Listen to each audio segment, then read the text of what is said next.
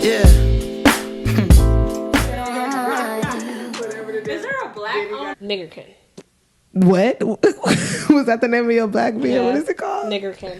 Niggerkin? I'm doing Heineken. Oh, Niggerkin. Niggerkin. Nigga, yes, you niggas can. would just be too happy to be, I just said the beer name, bro. Relax. That's what they'll say. All right, so we saw this Heineken commercial, it was a video, and the bartender sees the nice little white woman on the other side of the bar, and he decides to slide her She looks a beer. thirsty as white women She looks normally thirsty, do. yeah. Damsel in distress. So he slides her a beer, and the beer passes like 4 black people. It's pretty And sad. then when it gets to her, it says, sometimes lighter is better. This sometimes really pissed me off. Like, not now. Not this time. sometimes I think I'm lighter gonna is go better. darker. Like, sometimes lighter is better. I think this time I'm going to go darker. No, but this time I I'm want gonna lighter. lighter. Lighter is Lighter, better. lighter. So we were just talking about how it really seems as though a lot of these companies are just starting to do this shit on purpose, and it's gotten to the point where I'm not even really about to feed in. Well, I guess I'm feeding into it now because we're doing that as the main course, but I don't want to feed into it anymore. You see, I've never taken a business class, but I could imagine that most businesses study other businesses and see their trajectories and shit that was working for them and what wasn't working for them. It seems as though pissing black people off is working for a lot of these businesses. I'm calling it black H&M did it. I don't remember if it was black baiting. black baitism. There we go. But like, I don't remember if it was Xbox or PlayStation. They did it too with something with like a white and black thing. Like, so many of these companies are doing it to where the Dove commercial, like, what can we do to where we know the black people do it on Twitter? A white girl say nigga, yeah, I'm like, but can you say the N-word? You're white. Like, just the smallest things that they know is going to get a reaction out of black people, and we react. There's no such thing as bad press to these companies. That's what we have to understand. So when we go on these huge rampages and shit, at the end of the day, what did I do? I clicked to watch the commercial. That's what the fuck they care about. We live in an era where the clicks and the downloads and the views and shit matter.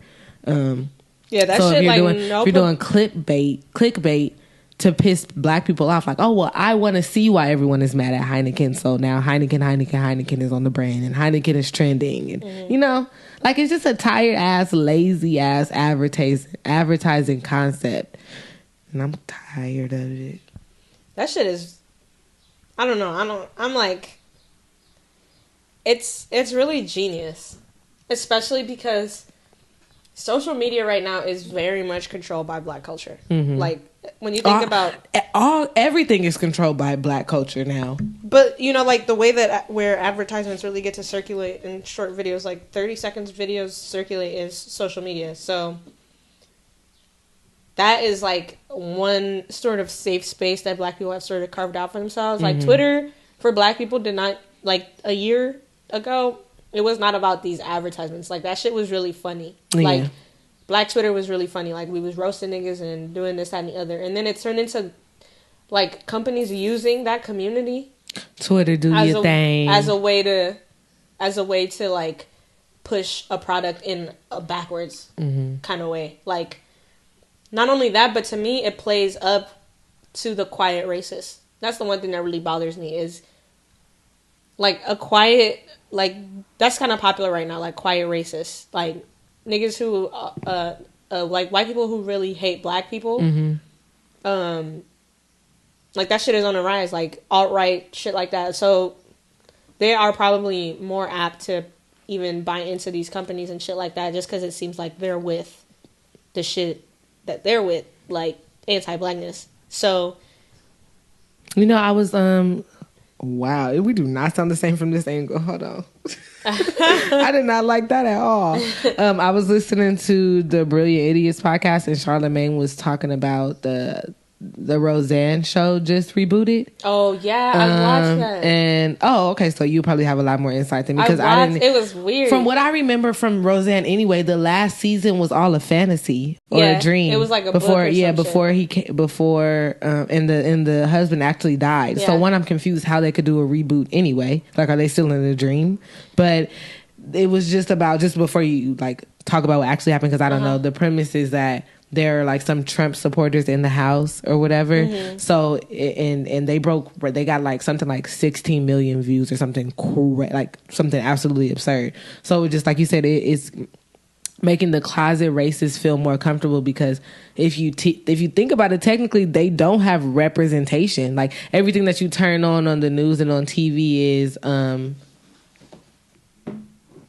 everything you turn on the news and on TV is people like trashing Trump supporters and like saying everything that's wrong, but you don't see anybody that it's besides Tommy Loren. Yeah, like you get me. So it plays into that, like they get representation and like they have this voice that they get to share. It's now. Kind of funny when like you bringing up Roseanne was kind of important because I was really shocked that like the show, because I used to watch Roseanne when I was like younger. Like my mom used to work 2-3 jobs, so I would be up at night. Nick at Night was my shit. Yeah. So Cosby Show to Cheers to Three's Companies to Roseanne, like I would watch those sitcoms.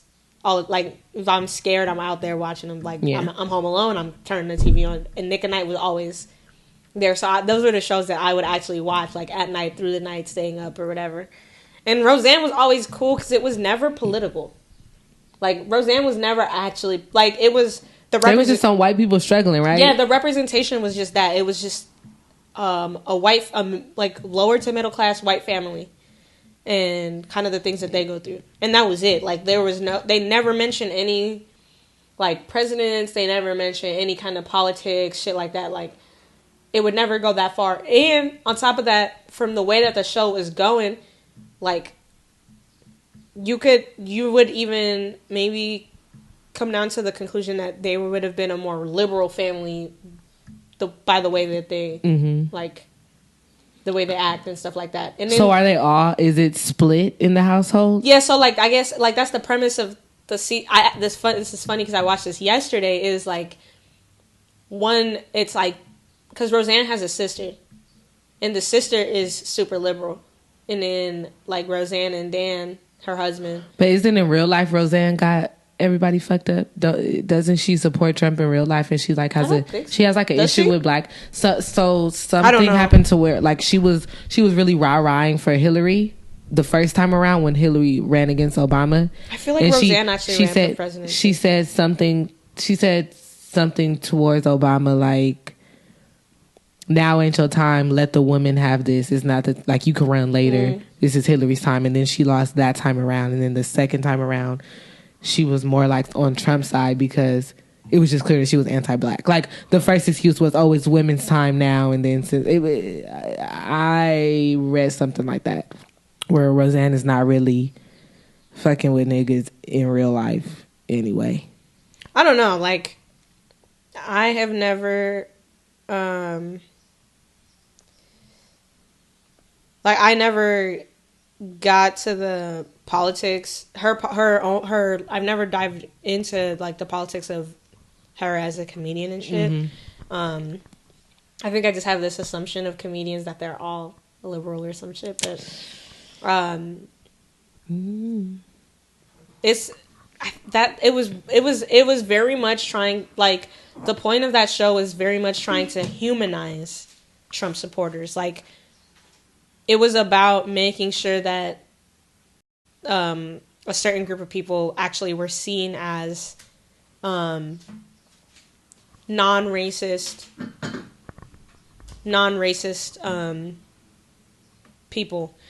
And they actually had, in this show, like they had one of their sons, I guess, got with a black girl, so they have this tokenized black grandchild that they love so much. Oh shit. And then Darlene's kid is a boy who likes to like explore his gender. Okay. And so they have these. So they're just trying to throw everything in there. Yes, because it's like, look, we're accepting of Trump supporters are accepting of black people, like as long as they're this way. So Trump supporters are accepting of trans people. Like showing representation for everybody. Like they're just trying to throw everybody in there. It's not even about representation for everybody. It's centered around the fact that people who are Trump supporters love these people. They also love these people. Like trying to make it seem, trying to be like, they don't hate. Gotcha. Like, they don't. It's not that we hate black people. Like, we hate certain things. It's not like that we hate trans people. We hate certain things. It's like, Roseanne is this Trump supporter, and she goes and sits down with, like, her trans grandson and is like, hey, are you comfortable? Like, blah, blah, blah. Like, talking about how he's going to dress for the first day of school because he had, like, a skirt on. He had some leggings, these boots. Like, it was a very combination of gender, like, outfit. Like, he had a scarf on with just a regular, like, boy's t-shirt and, like, had a skirt with some tights or whatever. And the mom, who is Roseanne's daughter, was, like, saying, like, we're just letting him express himself right now. Like, if he ends up wanting... This is a little black boy, or it's a white boy. Okay. And it's like, if he ends up wanting it, like, either he's going to grow out of it, or this is really how he's going to express himself, because the kid was kind of wanting to be a fashion designer. So she was like, if this is what you want to do, this is what you want to do. And told her mom, like, just step off, like, let him do his thing. And so she goes to sit there and talk to him, like, hey, you might really get picked on. Like, does that bother you? Blah, blah, blah. At the end of the thing, though, it's like Roseanne being comfortable with how her grandson is dressed and taking him to school anyways, because he explained why he's dressing how he's dressing. And it's like, nobody owes you an explanation to make you feel comfortable, bitch. I don't give a fuck, like, if you care about how I dress. You don't need to know why. Are you wearing it? They had this extra long... They had this extra... So basically what they're trying to tell us, like, if you explain to us why, well, I don't have to explain shit to you. That's not true. First of all, because niggas have explained. People have explained. Over and over and very clearly. And that's that's part of the problem is... Get the fuck out of here. If you don't feel like you have to explain your conservatism to anybody else, and people don't feel like they have to explain anything the other way around either. You know what I'm saying? You know what I'm saying? Like, do your thing. You motherfuckers want to own guns. We want to own guns. Cool. Like, let it be. Wow, that's interesting. I'm specifically watching it to see where it goes, because it's really interesting. Because do you think that more shows are going to try to now, like, I really hope, depending on how the success of this show is, are going to try to show representation for the other side, for the more conservative? I really don't. I really don't think that that's going to happen, because, like, when you think about Roseanne and the people who produced that show, they are from that era. Like, Roseanne is an older white lady. Like you said, she might have questionable politics. So she has control over how her show is made. But for the most part, younger people are out developing shows right now. Yeah, like, facts. For the most part, the people who are developing shows are not Roseanne's age. And Roseanne is sour too, because she's been through some shit in the entertainment business. Yeah. Like, I'm pretty sure she ran for president a while back. Also, are you confusing her with Rosie O'Donnell? Maybe. I think so. They're not the same person. Yeah, they look alike. Yeah, that's right. Well, Rosie is Roseanne queer? The other lady is queer. No, I know Rosie O'Donnell is queer. Is Roseanne? I don't think so. Queer. I hope not. And Roseanne, now that I keep saying the name over and over, it sound weird. And it's like, it's like showing this, it's like a show of this, like, utopia where people get along no matter what. And that's just not But true. Trump supporters are allowed to think what they are allowed to think, and like, the characters who are more liberal are allowed to think what they're allowed to think. But at the end of the day, they all love each other, and it's like, nope.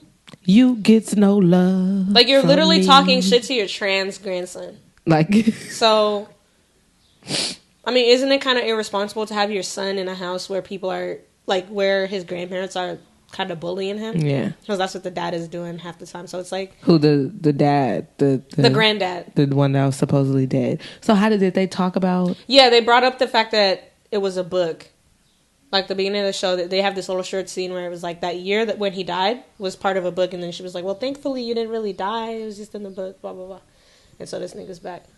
These niggas, yeah. Who's Roseanne? That popping of a show I get. My mom used to watch it, so I guess. I liked the show. I never really, like, I can't even tell you. I don't know what that show was about. Like, I just know everything that I've said. They were, like, kind of poorer, and then I thought that he died the last season, but I didn't really know much about. I knew more about Married with Children than Roseanne. It was honestly like a dumber Cosby show with poor white people. Yeah. And it was just the everyday bullshit that they would go through in suburban white I don't know, wherever they're from. America. But I thought the premises was that they didn't have a lot of money. Yeah, that is like that they're low to middle class white people, and that these are their politics. Oh yeah, for white people, they didn't have a lot of money. Got it. Yeah, I mean they're definitely not like in the hood. They're not like the Jeffersons. They're not like Shameless. Okay. No, they're like actual lower to middle class suburban white people. Like, gotcha. He has a job. She has a job. He just works for like minimum pay. Mm-hmm. They're more like the family in like Everybody Hates Chris. Like, but that's lower. Yeah, but they're working. Okay. Like to me, like a lower class is like it's Shameless. Yeah, like when you think about like actual poverty, they were not, or like The Project. Yeah, they're not. Roseanne's family is not poverty. They just don't. They just have enough money to get by. Gotcha. So it's like also playing up to that like white poor dumb hick who voted for so Trump because like her when they ask her why did you vote for, like when her sister asked her, like because they're getting into it, and then she goes like, did she give a monologue? No, it's like literally 2 seconds on why she voted for Trump. He talked about jobs, Jackie. He talked about jobs. Hillary didn't say anything about jobs. He talked about a whole bunch of other shit too, though. See, that shit is niggas have selective hearing. So that's how it goes. So that's how we just supposed to be forgiving because he appealed to one thing. That's like the fucking, what is that thing that Tyler Perry said in them damn movies? The 80-20 rule. The conservatives is saying that as long as the 20 is cool, then that's all right. That's basically what they're saying. Like, exactly. Oh, well, he said this one cool thing. Like, what about the 80% of the other shit that he said was bad? We're supposed to forget about the majority. If the majority of the things that he says is bad and you find a couple of things that he say is cool, that's not enough reason to support somebody. The good gotta outweigh the bad, my nigga. Man, you know what? Like that?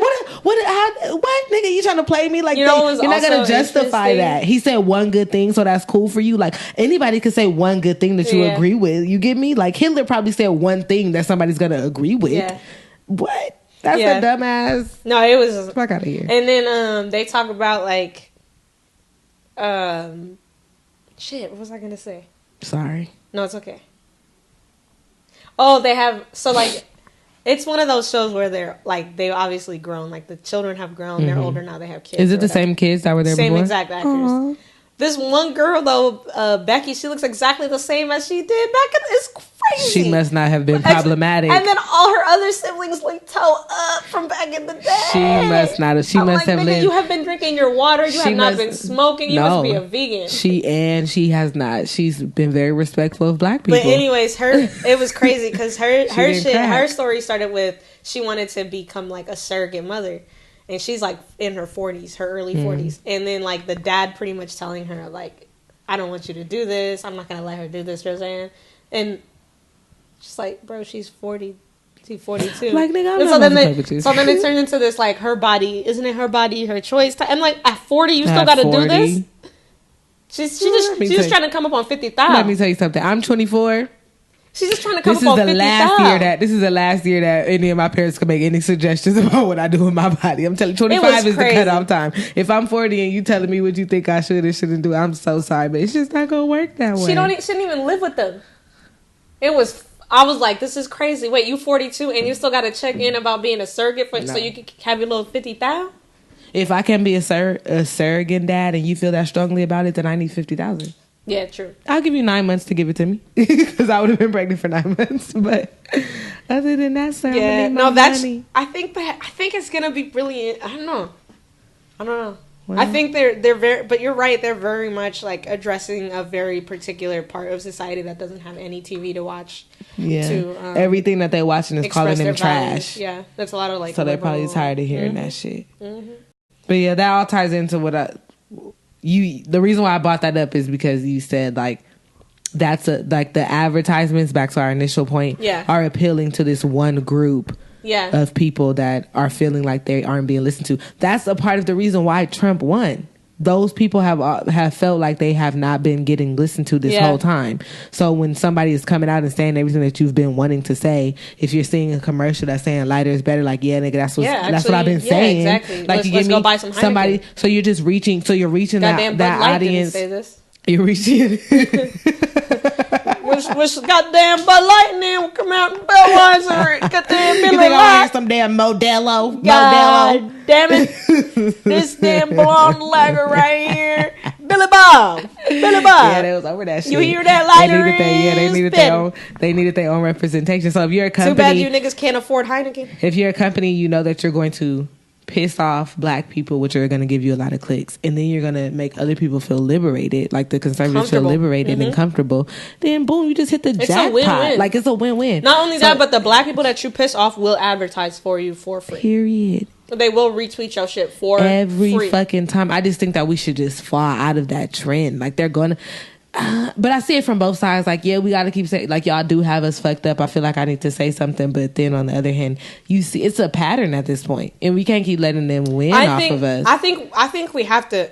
I think we do have to say things, but you also have to realize when you're doing something that is advertising for somebody for free. Like, it's very subtle how companies use people to advertise for them. Like, this isn't new necessarily. Like, when you learn like about clothing brands, especially, like, they have the name of the clothing brand on the t-shirt. And you buy a t-shirt and you wear the name of the clothing brand without knowing that you paying to advertise somebody. Yeah. Like, nobody gonna ask you where you got your shirt from because I see it. It says it right there. Yeah. So you are literally a walking, talking billboard for, especially if you look dope. If you look good and if you rock it. If somebody could look at you and be like, damn, that's a sick shirt. Like, I'm gonna get it too. You don't even know that you advertising for somebody or that's the point of the shirt. Like, they're making a shirt so that they could sell more of the same exact shirt. Yeah. So it's like, damn. Like, you have to know that a retweet of a video or something like that, if you're retweeting the same exact advertisement to show other people, that doesn't make any sense. Because you are retweeting the advertisement. If you can make an original something that, like, is with your own words with no video or some shit, that makes way more sense to me than retweeting a whole video so that other people can also watch it and get more views for this video. And I do see people seeing that, like, for example, with like clickbait articles, they'll quote the tweet and say, "Don't open it. This is what they're trying to say." Like, this is what they're really saying. Yeah, they just trying to get you to click on it. Like, I have seen stuff like that, and I appreciate it, but it's just tired. It's lazy advertising. But if I was a white business person, it's great business. It's a great business model to go by right now. I just wish that us as black people would stop falling for it. I think it's gonna be gradual, though. Yeah, I think it's gonna be one of those things where it's like, and I mean, like you say, we see it now, where slowly but surely people are sort of noticing that, like y'all all just doing this shit. Once a month. You can't tell me that it literally last month H&M was just doing this shit. Like, you can't tell me that the people at the Heineken headquarters wasn't like, oh well, H&M did this and the black people were mad. Like oh, nigga, I'm tired of hearing people say they missed the mark. Like, you didn't miss the mark, my nigga. Everybody is on social media. In order for your business to be successful now, you damn near gotta be on social media. Yeah, I agree. So you know what's going on with these other major outlets. You see people like Wendy's doing the little clapbacks and all that other shit. Like, you see all of this stuff, so you're not oblivious to what's going on. Like, motherfuckers make shit specifically to get dragged, because getting dragged will get you somewhere. Getting dragged will get you further than there's no such thing as bad publicity right now. Like, because either you was gonna buy Heineken no matter what, or you was never ever gonna buy Heineken in your life, but they wanted you to see that advertisement, because guess what? Now you know exactly what a Heineken looks like. And now we talking about Heineken. This is it. Yeah, I'm not talking about y'all niggas. No motherfucking more. Less. It's unfortunate. Kenyans love Heineken. It's the closest thing we got to, like, Kenyan beer. I tasted, but not the light. You know that you probably do know this, but I didn't know. But Bevmo is always letting you taste alcohol, my nigga. I never knew that. Oh yeah, go inside Bevmo. On Tuesdays and on the weekends, they are giving out shots, and Vines does it now too. Because I was in Vines yesterday, and I took a picture of the beer there. Let me try. It was good. But Vines and they've been taking notes from Costco, but Bevmo does it all the time. Like, I know it's specific days where they 100% for sure you gonna have a free shot when you go in there. I have a Bevmo card too. I gotta go in. Nigga, gotta start pre-gaming at Bevmo. But I went to Vines yesterday and I was just drinking beer. I was like, what is this? And when I was in Vegas, Bevmo, they had 3 different tequilas. They let me take a shot of all 3. Per game. What? Per game. What? Excuse me. So yeah, just to, if you feeling a little broke and you need to take some shots before you go out, go to Bevmo. I'll be going to lunch. I'll be going to Costco for lunch. Bevmo be giving you free shots. All right, let's move on.